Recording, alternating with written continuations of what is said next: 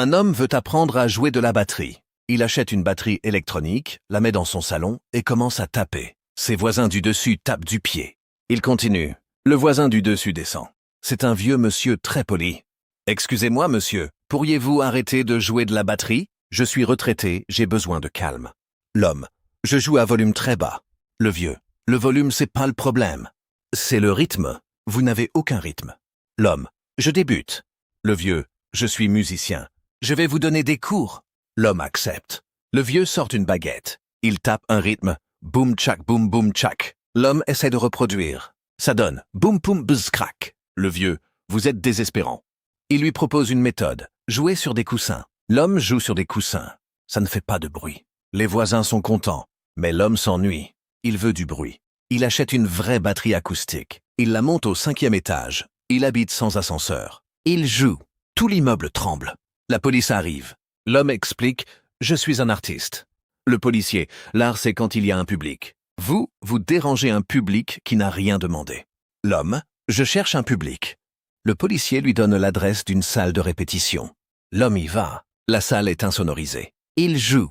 Il est content. Un producteur l'entend par hasard. « Vous avez du talent, dit-il, mais votre rythme est bizarre. On dirait un marteau-piqueur qui tombe en panne. » L'homme « C'est mon style. » Le producteur le signe. Il enregistre un album, Bruit de chantier, volume 3. L'album se vend à 3 exemplaires, sa mère, son ex-femme et le vieux du dessus. Le vieux écrit une critique.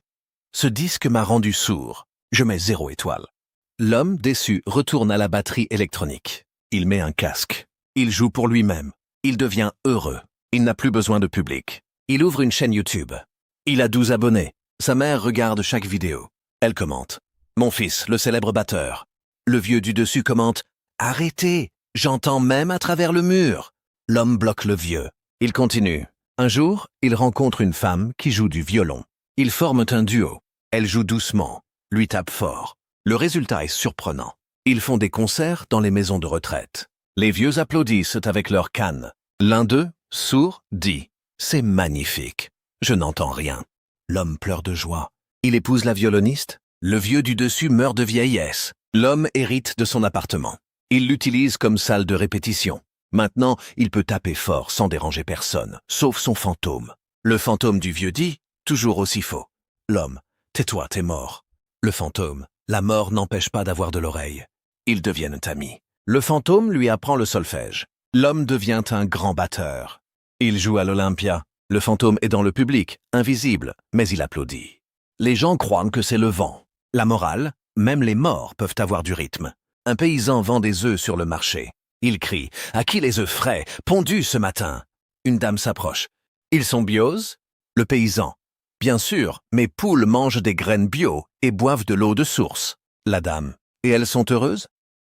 Le paysan. « Extrêmement. Elles ont un jardin avec des balançoires et un jacuzzi. » La dame. « Un jacuzzi pour les poules ?»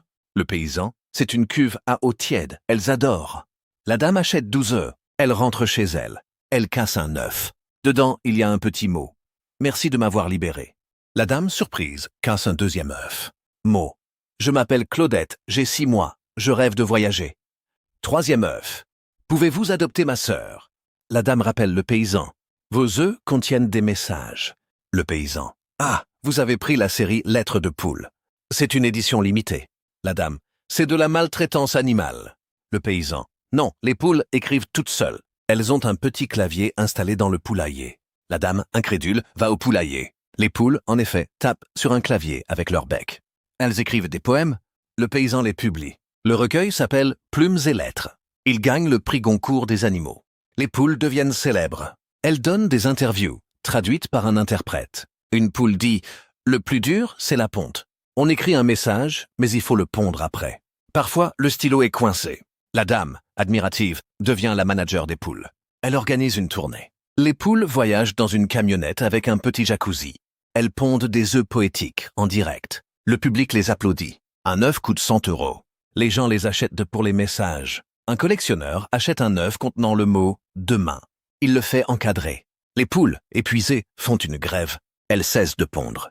Le paysan les met en retraite. Elles finissent leur jour dans un spa pour volailles. La dame écrit un livre. Ma vie avec les poules célèbres. Le livre est un échec. Personne n'aime les poules après leur gloire. La morale, la célébrité, c'est comme un œuf, un jour ou l'autre, il se casse.